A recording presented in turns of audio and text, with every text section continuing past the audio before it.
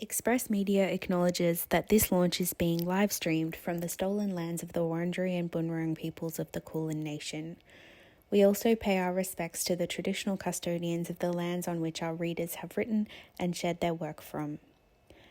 We acknowledge that First Nations people are the traditional custodians of this land, whose cultures are among the oldest living cultures in human history.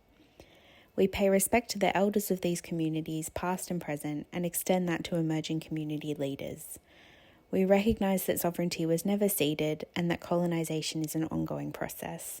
It was, is, and always will be Aboriginal land. Hello, I am Lyns Story. I am joining you today from the unceded land of the Kaurna people. I pay my deepest respect to elders past, present, and emerging. And I acknowledge the fight and the resilience of the Aboriginal people across Australia and their continuing culture, the oldest culture and civilization, over 60,000 years old. This always was and always will be Aboriginal land, and sovereignty has not been ceded. My name is Lyns Story, and it's a pleasure to be with you today to introduce the shortlistees of the Deakin Nonfiction Prize. I am a writer of memoir and poetry and plays from Iraq and from South Australia. I was also the winner of the Scribe Nonfiction Prize in 2017, and I'm the co-director of the National Young Writers Festival, and I'm a recent graduate of the Oxford University Masters in Creative Writing. The judges on this prize this year as well are Bryony Doyle, who is the author of Echolalia, The Island Will Sink, and Adult Fantasy. Echolalia is out now with Penguin Random House, and Bryony is also a lecturer in writing at Deakin University. Mira Scholzberg is the Wheeler Centre Hot Desk Fellow of 2017. They are also the Lifted Brow Experimental Nonfiction Prize shortlistee of 2018, I believe, for their essay Dick Talk, which was one of my favorite pieces of nonfiction to read in recent memory. And also they were the editor of VoiceWorks between 2018 and 2020. Thank you very much to Bryony and Mira for joining this year's judging panel. It really has been an incredible and very rewarding experience for the three of us. I would also like to thank the prize readers, Julia Carlomagno, Shivani Prabhu, Milena Bunting, and Madison Paul. Thank you very much for going through an incredible 160 entries, which is, I believe, the highest number this prize has received, and deciding on a list of shortlistees. It really has been a mammoth effort, and I cannot be more grateful. The Deakin Nonfiction Prize is presented in partnership with Deakin University and Express Media. Shortlisted writers receive an invite to an exclusive craft development masterclass with some of Australia's greatest nonfiction authors, and they also receive a curated and generous selection of new release books. The winner of this prize receives a cash prize of $1,500 and an editorial mentorship to develop their work further. This year, we received 160 entries, and we have 9 shortlistees. An incredible caliber of writing across the board, an extremely difficult decision, but we had a wide range of styles, topics, and flavors, I suppose, between from a very compelling deep dive into insomnia, to poetic reflections into life and death, to hilarious critiques of self-care, to introspective reflections on family, food, body image, cooking, eating, and the things that make us who we are and the things that make us go on. So I'm very grateful for every single person who's put in an entry and every single person on the shortlist who has given us a very unique and original voice, a very strong voice, and voices that we just could not get enough of. I think it's very fair to say, and I think I can speak on behalf of Bryony and Mira as well, that if each piece had been 10,000 words, we would have counted ourselves very, very lucky to read more and more of the work that we've been given. It's been a true pleasure. My sincere congratulations to every person on the shortlist. We will now hear excerpts from the shortlisted pieces read by their authors.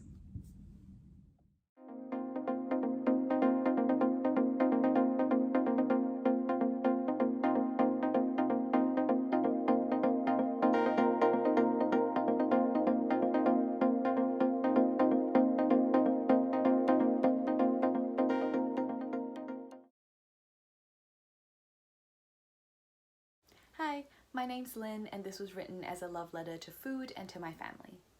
There is a proverb, 吃苦, that sits familiar on the tongues of my people.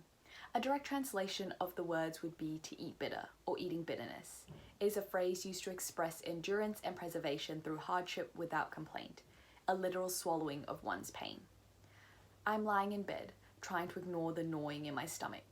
Hunger has become a familiar companion to my nights. To distract myself, I imagine how bitterness would feel in my mouth. Maybe it would resemble bitter melon, the way it crunches as its juices seep across my taste buds, the bitterness alleviated only by the salted egg mixture my grandmother would fry the vegetable in.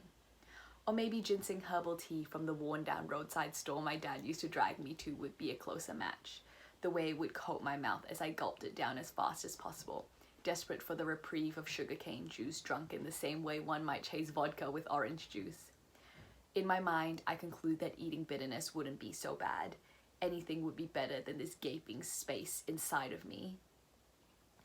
My dad often tells the story of how a single apple had to be split amongst the 6 kids in his family, of how birthdays meant an extra chicken wing that you had to fight for during the other 364 days of the year. I got his curly fringe, his stubbornness, and his love for books. Despite my knowledge that dieting is the most privileged form of hunger, I can't help but wonder if I was destined to inherit the hunger from his adolescence as well. My friends don't understand my complicated relationship with food. They roll their eyes when I explain that I'm on another diet. They tell me I'm going to disappear into nothing if I get any skinnier. Nothing, nothing, nothing, the words rattle around in my head. I remember a boy's hands on my body as he groaned in pleasure beneath me, whispering about how fucking sexy my tiny waist is. I remember my ballet teacher's hands on my body as she corrected my posture, telling me to suck in my stomach to maintain a nice slim line in the position. And I remember my auntie's hands on my body as they chatted in excitement around me, exclaiming about how pale and slim I had gotten over the past year. How do I explain that I don't remember what it feels like not to have all of my self-worth tied to how thin I am anymore? These days, I'm trying to learn how to eat without burden, to release the weight of food from my mind before I put it into my body. There are more good days than bad. On the mornings that my friends from Sydney are visiting me, we order 2 meals each and giggle about how we can't fit all the food on the table into the picture for Instagram. On the afternoons after a series of mind-numbing law exams, my friends and I stuff ourselves with so much fried chicken that I have to unbutton my jeans on the way home.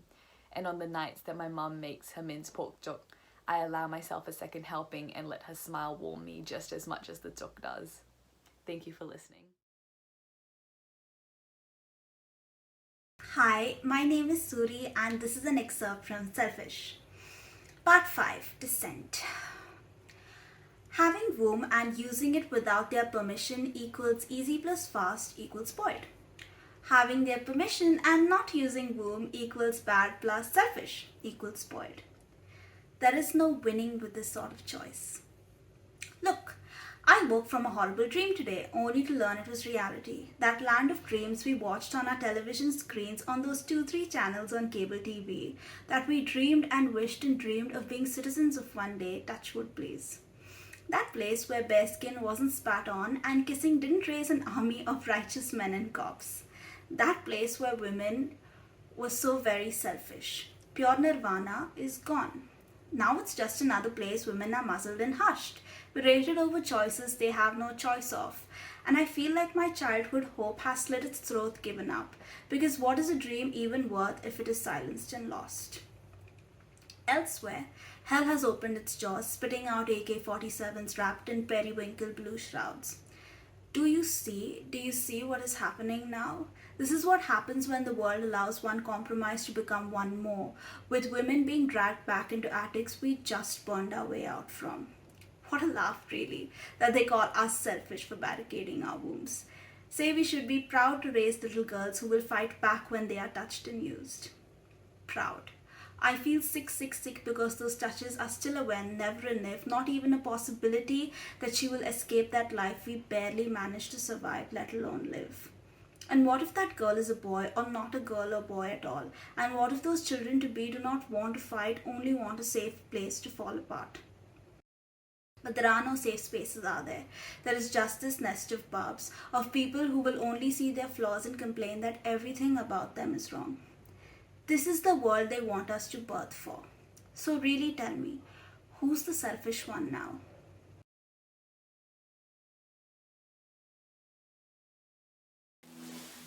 Hi, my name is Xiuling Chua, and today I'll be reading an excerpt from my essay, Shades of Longing.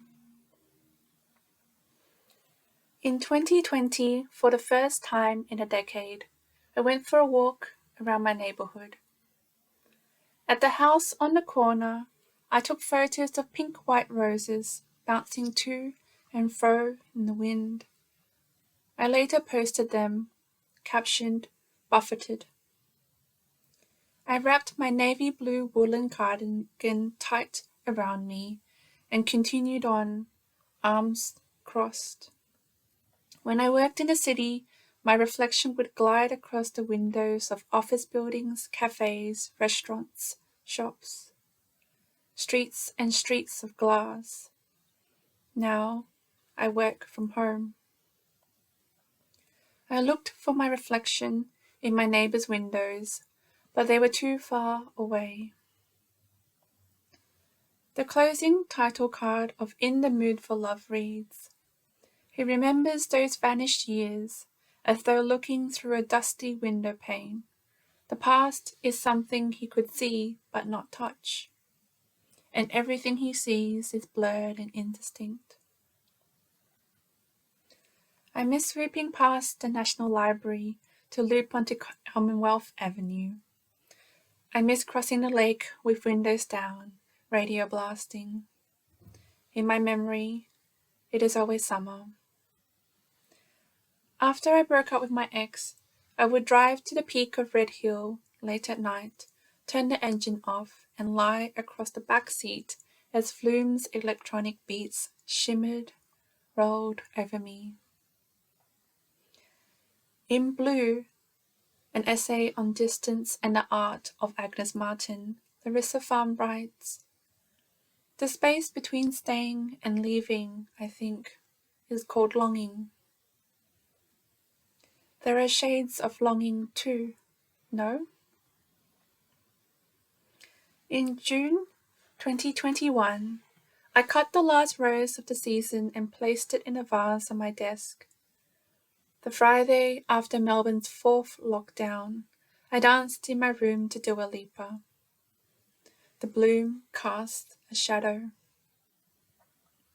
When Lipa sings in the bridge of Break My Heart, ooh, break my heart, ooh, break my heart, ooh, am I falling in love with the one who will break my heart?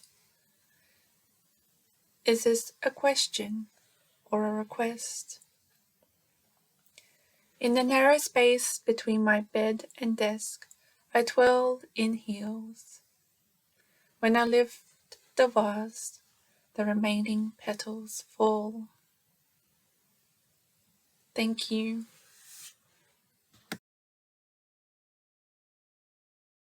I usually hate family trips.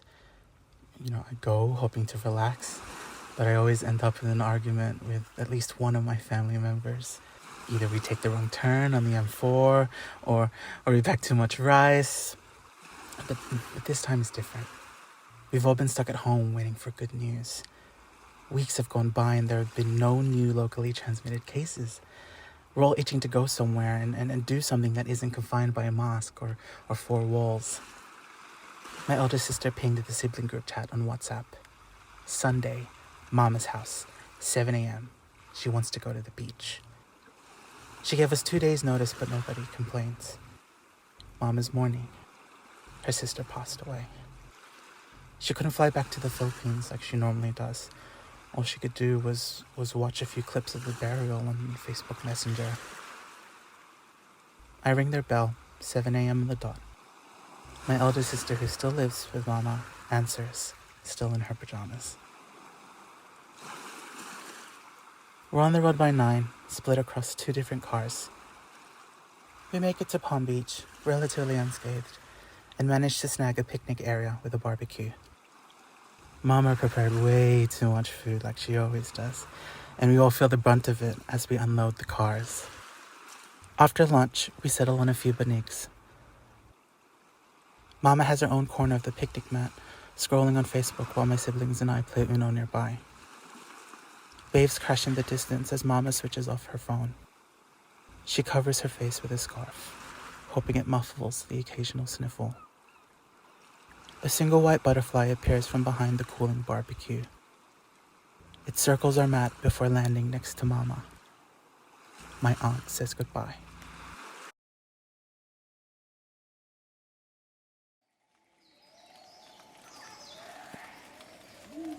The fact that the moist air is the first and lingering impression a person has of you lends itself to the idea that to be in the rainforest is to feel it rather than see it. Just like you feel but don't see a breeze, desire, currents, rhythm, heartbreak. Federico Garcia Lorca wrote that the poet is a professor of the 5 senses and must open doors among them. If that is true, then you are the most brilliant and revelatory poet I've ever known. I can see, hear, touch, taste, smell this memory. I've just finished school, graduated, but I'm still waiting to do exams. I get in my car and drive until I get where I need to go. It's hot. It's the end of spring. When summer is pulling on our arms and trying to dance us into that dreamlike state where everything is nostalgic before it's even happened. Nothing is on fire. That won't happen for another 3 years. I've been sweating over my books for days. I pull up outside Holy Goat. I haven't been here since Miranda's parents split up and she moved away. I feel 11 years old again. Prepubescent, free, stripped back, supple. You have time wrapped around your fingers. You hold on to everything. I can see every story you've ever told in your trunk, roots, leaves, flowers. I don't even know who lives here now. I run through the bush track with bare feet. I'm hooked by a lantana covered in farmers' friends flicking off leeches but never stopping. I feel it before I see it.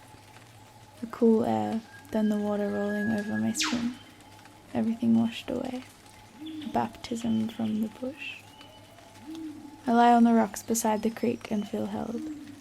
Little droplets of water run down my body and leave a damp area the shape of me, like a shadow. The first time I remember comparing myself to you was when a boy told me my skin reminded him of water. Cool but not cold. Tastes like everything but nothing. Mellifluous. On my way back up to the car, I take one last look. The water has evaporated, along with any evidence I was even here. No one will know, and you don't care. How many years before then and since had I obsessed over what I'll leave behind, how to make a difference? The real way is to just be, until you don't. Until you become something else. A creek becomes a drop, becomes a puddle, becomes a cloud. It's peaceful to not leave a mark.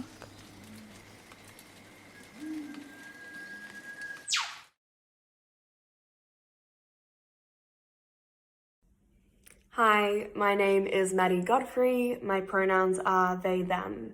I am filming this on Whadjuk Noongar land, and I'd like to start by paying respects to elders past, present, and emerging. The following is an excerpt from my essay, Having a Body Has Always Been About Reaching, and I'd like to thank Express Media, Deakin University, and also say how excited I am to be included on such a strong shortlist. Thank you.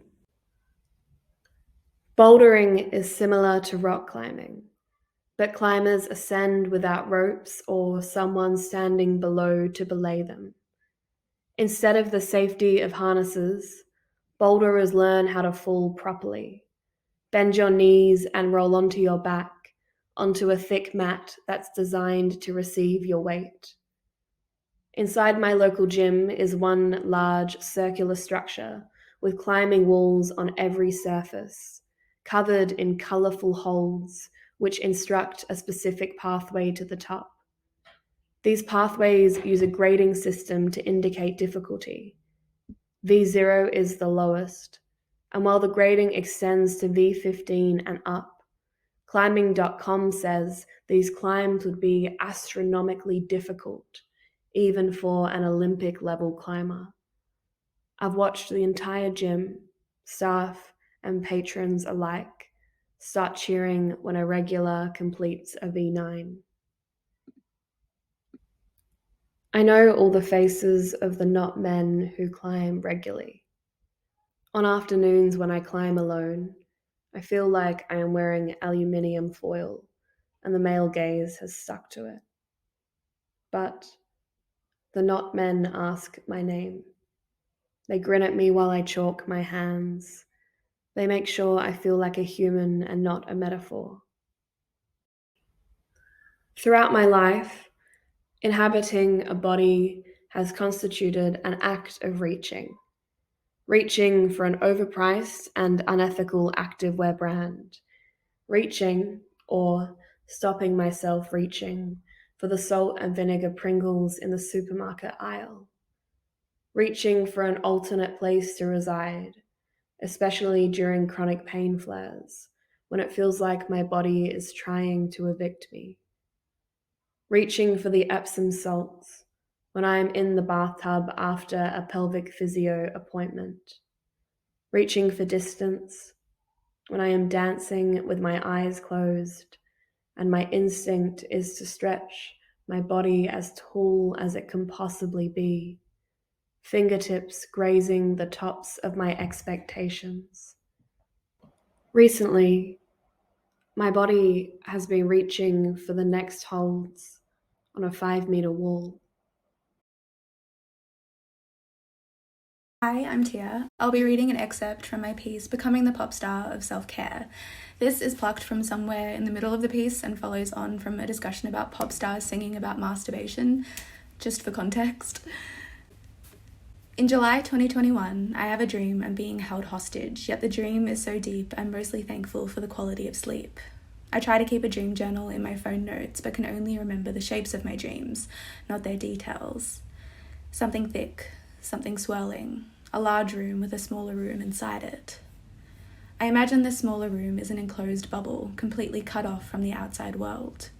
Any sense of the self projected onto the self has been wiped clean. One meets oneself in pure encounter. I imagine this is the place where Bjork wrote All is full of love. Your phone is off the hook, all is full of love. Your doors are all shut, all is full of love. I imagine that this, too, is a masturbation ballad. In the music video, Bjork is a robot in the process of assemblage. She makes out with another robot that shares her face, grabs its/her own ass. Milky white fluid streams in close-up over robot limbs. She is alone with herself in this post-human world, two half-built bodies colliding. Inside this locked, unreachable room, the mechanics of self-care and longing intersect with polished precision. You'll be given love. You will be taken care of. The dream of self-care is to be enough for yourself. The dream of self-care is to grab the arse of your desire. In August 2021, I Google pop stars crying and discover a video compilation of singers getting choked up on stage. It's like watching the gymnasts cry in Tokyo, but on 1.5 speed and with reverb. A non-exhaustive list of celebrities that have made national news by crying on their Instagram. Drew Barrymore, Millie Bobby Brown, Jennifer Garner, Chrissy Teigen, Sam Smith, Sydney Sweeney, Jamie Lynn Spears, Zayn Malik, and Cardi B. A non-exhaustive list of YouTube vloggers that use images of them crying as video thumbnails. Error. Data threshold exceeded. More storage is needed. Purchase an extra 10 gigabytes for $5.99 a month. In August 2016, Alicia Ealer writes for Real Life about the phenomenon of sad, funny tweeting, a process of transforming sadness into textual performance and refining it to make it reverberate with the broadest possible audience.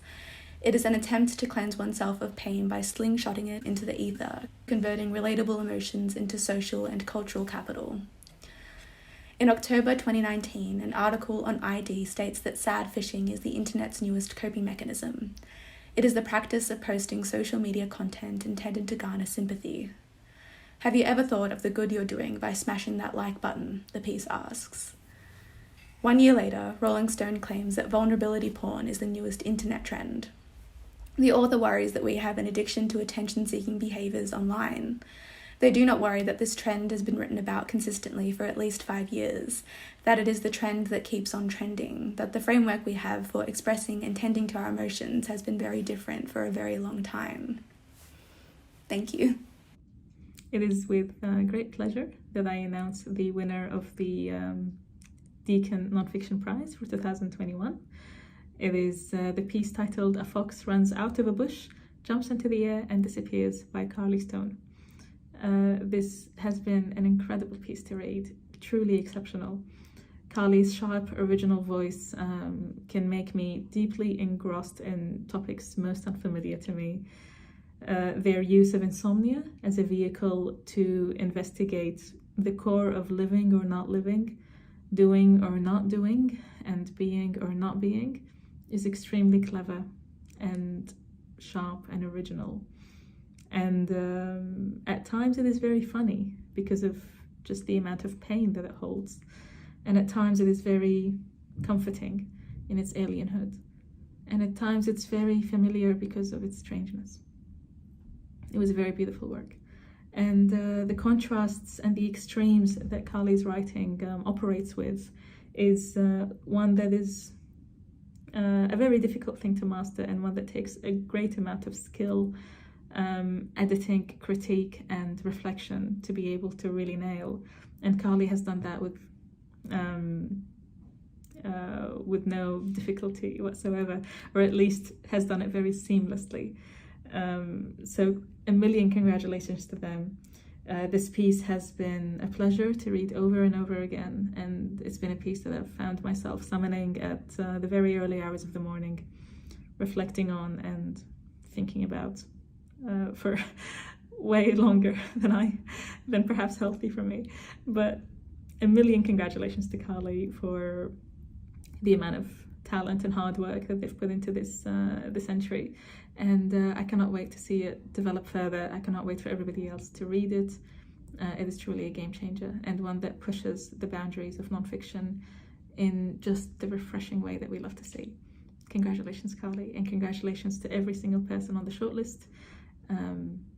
I cannot be any more proud, excited, and optimistic about the future of nonfiction in Australia. Thank you very much.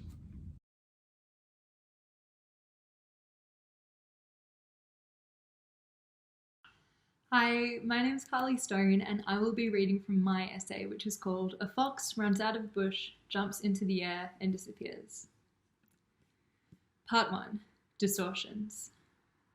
It's 2 a.m. and I'm walking past a building that is haunted by ghosts or things that look like ghosts. The headlights of a passing car throw shadows up against the wall, suggesting the shapes of the trees and bushes. The car moves on and the whole world turns purple. A fox runs out of a bush, jumps into the air, and disappears. Sleeplessness can cause hallucinations which, when prolonged, can lead to encounters with alternate realities. This has something to do with the abstracted spatiality of nighttime, the way shadows superimpose things in the visual field to reveal unexpected relations between them. It also has something to do with delirium, which generates all kinds of unexpected visual effects: wandering spirits, shape-shifting objects, wormholes opening and closing in midair. These effects kick in after a couple of days without sleep, and are preceded by a crowding or swarming sensation that I can only describe as the feeling you get when people are commuting to and from work in another world. I've been wanting to write about these effects for a while now, but there's something about the whole thing that makes writing seem unappealing. A ghost appears at the foot of my bed and I lose interest in literature, close my laptop. Earlier this year, I made a commitment to writing truthfully. I made this commitment because I'd gotten into the habit of distorting the world for the benefit of a good story, a habit which, if we take seriously the idea that non-fiction is the pursuit of truth, had estranged me from the reason I was writing in the first place. I ransacked my old essays. I deleted pages of exaggeration and ambiguity. It was during this time that I stopped writing about insomnia entirely. The problem was that Insomniac's face was always already distorted. Its objects were indeterminate. They annihilated themselves as soon as they appeared. Writing about these objects meant pushing them through the mesh of metaphor, which counted, to me, as a second distortion. Distortion didn't feel like honest work, but how else could I write about what I was seeing? How else could I describe a shadow that was also a fox disappearing in the air,